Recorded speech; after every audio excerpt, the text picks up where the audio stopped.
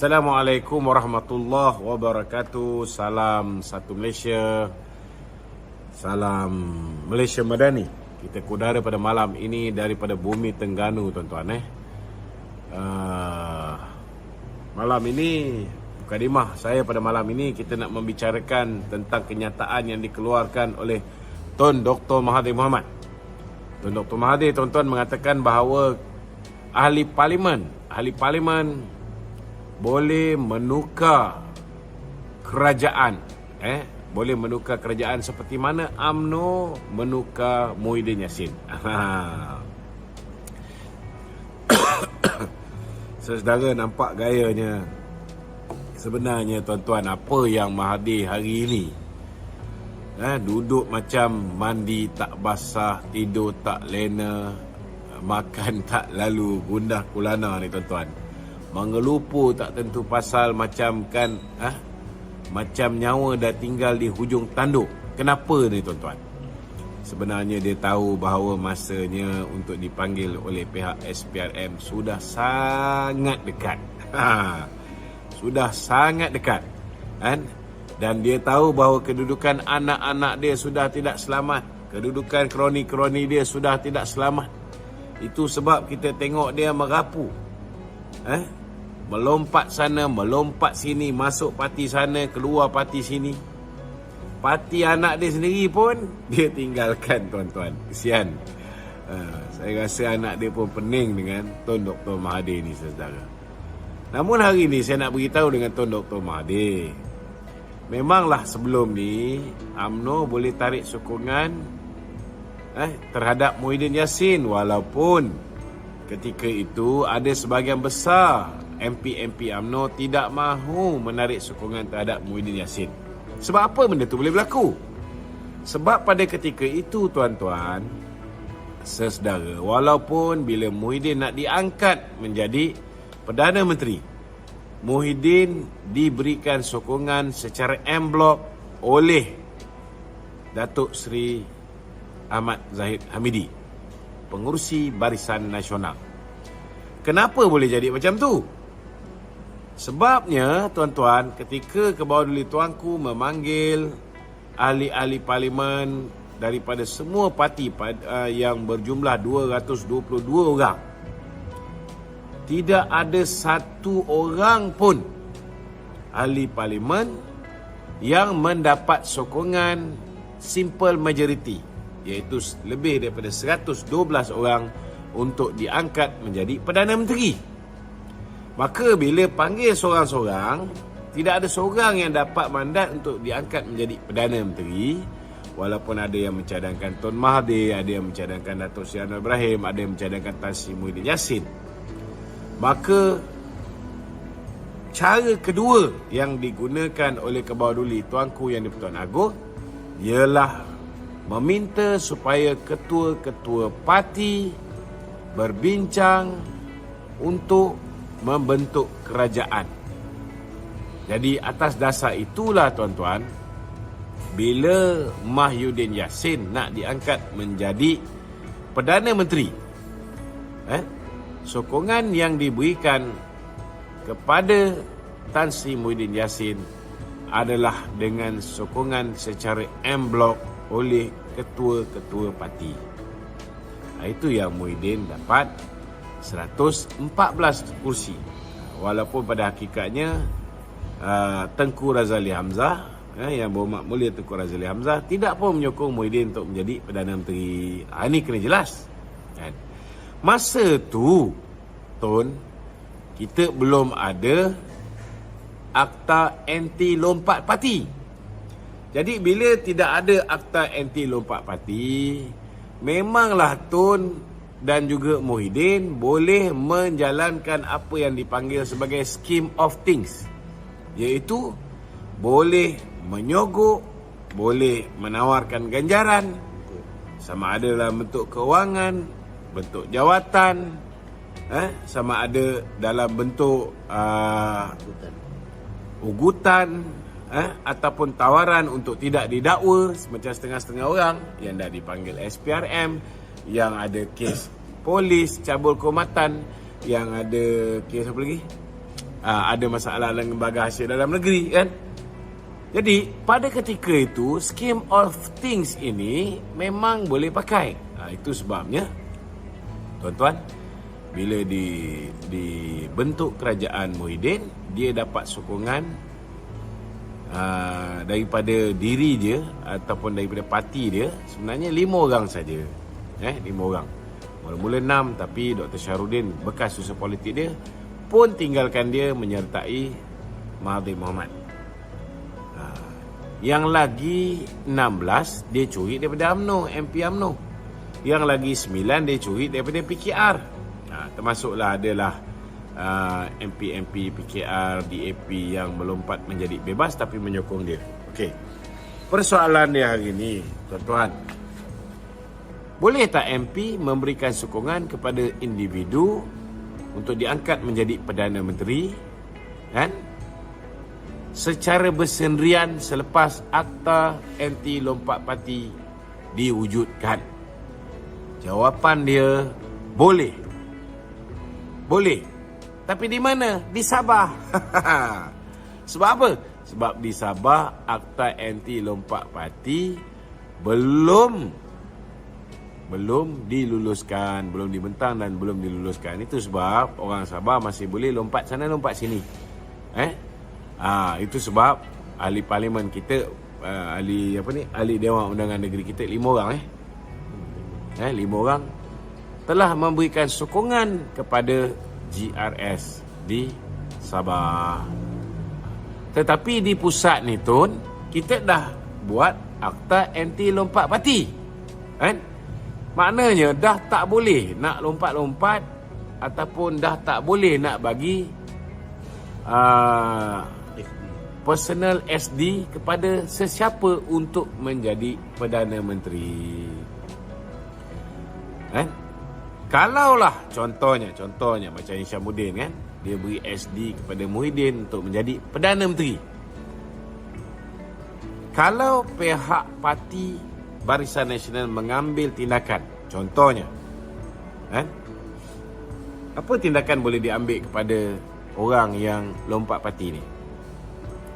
Susah Agung Barisan Nasional boleh menghantar surat kepada Speaker Dewan Rakyat memaklumkan bahawa kerusi Parlimen Sembrong dikosongkan.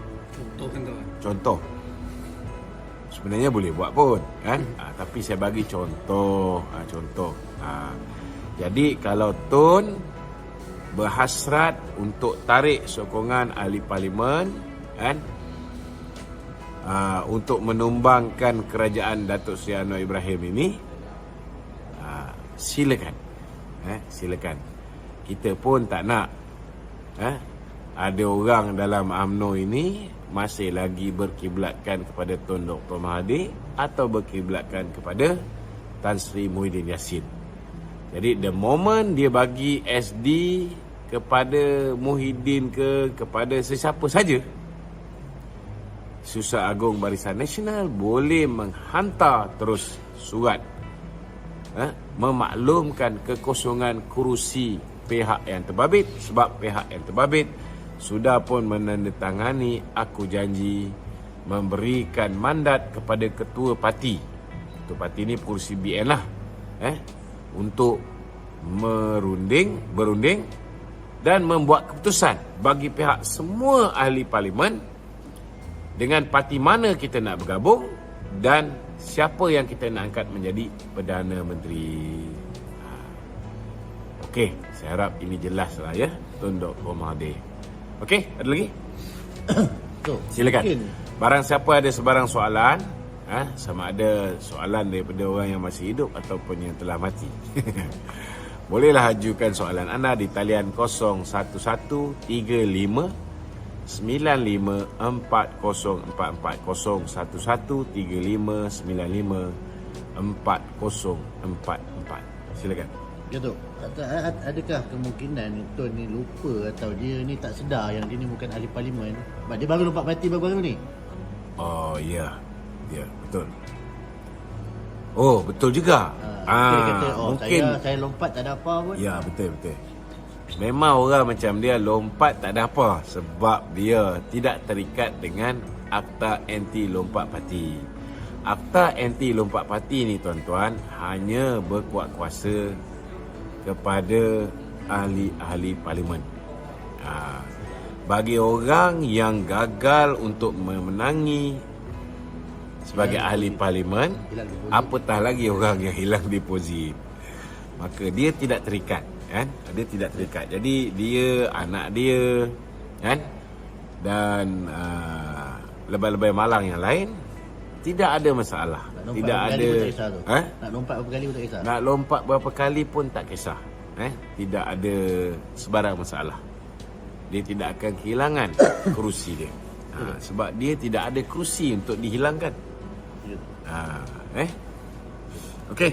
Tok, dalam kenyataan, dalam Facebook dia masih ada lagi kenyataan ni Tok, berkenaan dengan UMNO Tok. Disebabkan kegagalan untuk melaksanakan proklamasi Melayu ni Tok. Ya. Tun menulis, wahai ahli UMNO, sedarlah. UMNO sudah gugur perjuangan asalnya, parti UMNO tak ada lagi. Yang ada ialah bangkai yang diperalat untuk menyelamat pemimpin yang bergelumbang dengan jenayah. Apa yang saya baca ni, dia menggambarkan ahli-ahli UMNO ni seperti bangkai yang diperalat. Dia menggambarkan ahli UMNO ni sebagai bangkai. Sebenarnya alhamdulillah ahli UMNO semua telah terselamat daripada menjadi bangkai kepada Tun Dr. Mahathir. Dan ahli UMNO juga alhamdulillah telah terselamat daripada menjadi bangkai kepada Muhyiddin Yassin. Hari ini ahli UMNO sudah pun bersatu hati menolak semua pihak yang cuba menguasai UMNO, kan? Dan hari ini alhamdulillah kita ada satu pasukan yang sangat kuat. Kita ada satu pasukan yang telah, bagi saya lah, mereka telah berjaya menolak segala titik bengit, segala perbezaan sebelum pemilihan.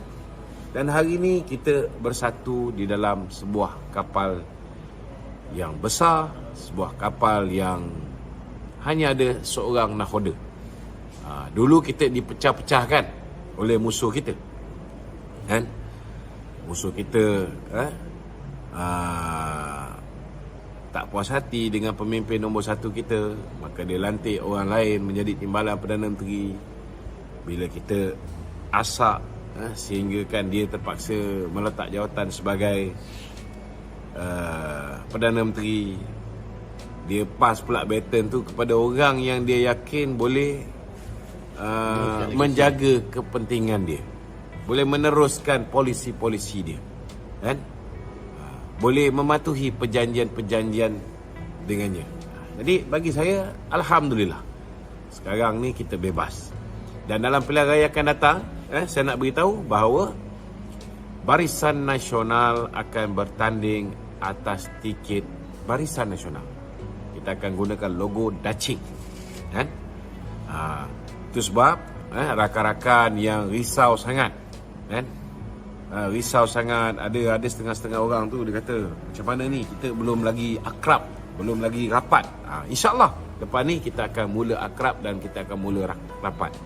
Hari ni di Terengganu pun, kan, Presiden dah berikan mandat untuk Badan Perhubungan Negeri Terengganu meneruskan kerjasama dengan PKR di sini, meneruskan kerjasama dengan Amanah. Tadi pun alhamdulillah dalam majlis yang dianjurkan oleh Kemas, yang melibatkan Yang Amat Berhormat Timbalan Perdana Menteri, Presiden UMNO, YB Azan PKR pun datang. YB apa?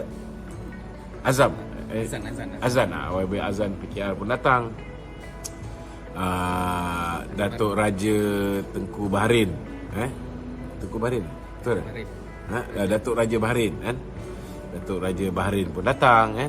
Itu dah nampak dah, ukuah tu dah nampak cantik, kan?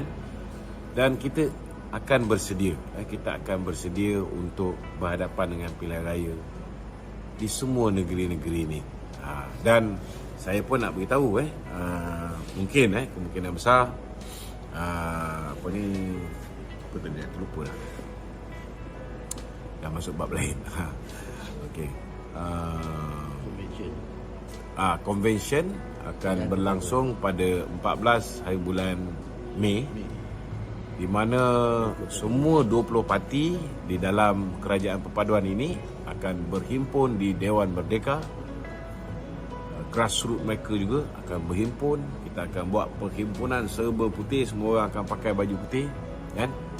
Yakinlah, yakinlah. Itu sebab Presiden banyak kali ulang, Presiden banyak kali ulang, kan? Aku pun kena ulang, jangan tendang stand ni, kan? Presiden banyak kali ulang, kan? Kita kena pastikan bahawa sahabat-sahabat Barisan Nasional bersedia untuk memberikan undi kepada rakan-rakan komponen kerajaan perpaduan. Dan rakan-rakan komponen kerajaan perpaduan yang lain juga kita harap bersedia juga untuk transfer undi mereka di kawasan-kawasan yang BN bertanding. Ada yang risau, ada yang bimbang. Banyak orang cakap, "Tok, kita dah selama hari ni lawan DAP, kan? Macam mana selepas ni kita nak naikkan bendera DAP?" Jadi kita nak beritahu dengan sahabat-sahabat, tak perlu bimbang. Tak perlu bimbang kerana DAP pun tak akan naikkan bendera DAP dalam pilihan raya di 6 buah negeri yang akan datang. Kan? Sebab DAP semua akan bertanding atas tiket Pakatan Harapan, insya-Allah. Kecuali kalau ada perubahan lah, kan? Dan Barisan Nasional kita akan bertanding atas bendera BN. Jadi apa yang kita kena belajar hari ni, macam mana nak terima logo Dacing dan macam mana nak terima logo Pakatan Harapan untuk 6 buah negeri inilah. Kecuali kalaulah Dewan Undangan Negeri Sabah dibubarkan sama, barulah ada bendera lain. Maknanya ada bendera BN, ada bendera Pakatan Harapan. Ini mungkin di Semenanjung. Kalau di luar Semenanjung, itu akan melibatkan parti-parti komponen lain. Yang itu nanti kita akan beritahu. Tapi buat masa ni tak perlu bimbang. Tak perlu bimbang. Dan DAP pun kadang-kadang dia pening juga, macam mana kita nak naikkan bendera UMNO. Kita dah cakap pasal UMNO ni lama. Kita dah kutuk UMNO pun lama, kan? Pun tak payah bimbang sebab UMNO tidak akan bertanding dalam pilihan raya yang akan datang. InsyaAllah. InsyaAllah. Sebab yang akan bertanding ialah Barisan Nasional. Okey, jelas